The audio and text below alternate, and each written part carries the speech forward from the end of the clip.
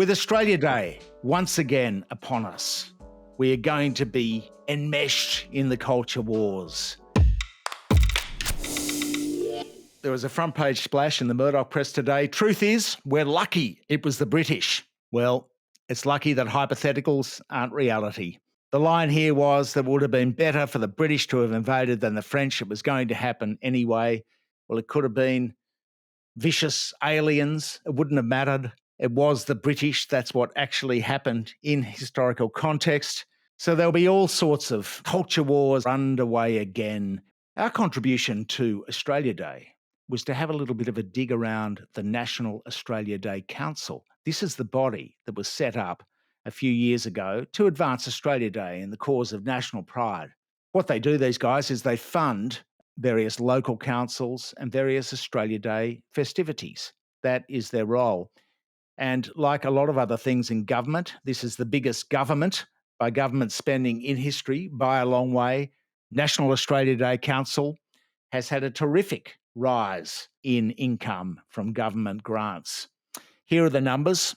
2013 to 2019, government grants $3 to $4 million a year.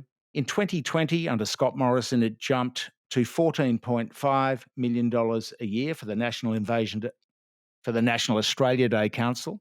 And in 2021, it's jumped to $34 million.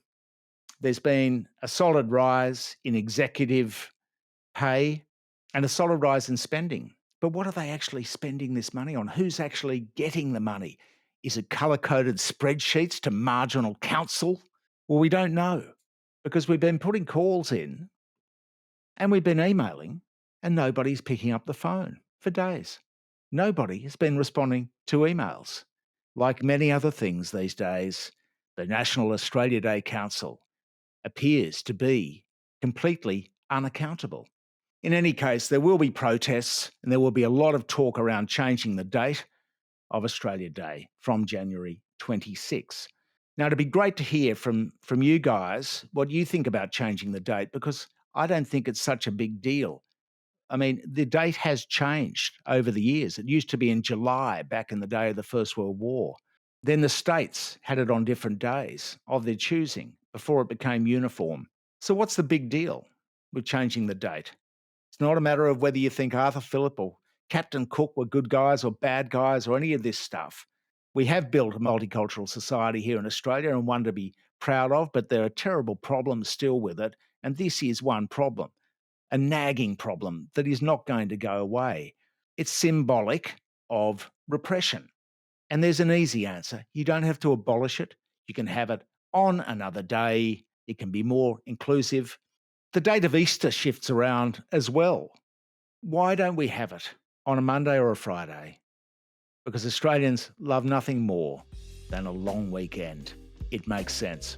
Like this video if you'd like to have a long weekend for Australia Day, and please comment to tell us your thoughts on a good date. If you'd like to support us here at The West Report, please subscribe to our Patreon.